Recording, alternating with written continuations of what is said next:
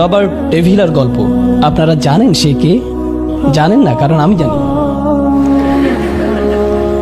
3 মাস আগে আমি ফোর্ট ওয়ার্থে খুতবা দিয়েছিলাম।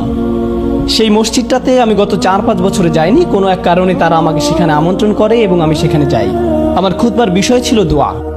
খুতবা শেষ হয়ে গেলে একজন ইজিপশিয়ান যুবক আমার কাছে এসে বলল, আল্লাহ আজ আমার দোয়া পূরণ করেছেন। জিজ্ঞেস করলাম, আপনার দোয়া কি ছিল? সে বলল, রবার্ট ডেভিলার যেন নোমান আলী খানের সাথে দেখা হয়।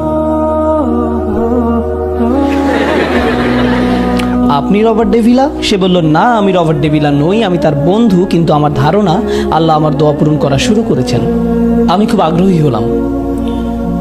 রবার্ট ডেভিলা যেখানে থাকে সেখান থেকে ফোর্ট ওয়ার্থের দূরত্ব 40 মিনিটের পথ। সে একসময় কৃষিকাজ করত।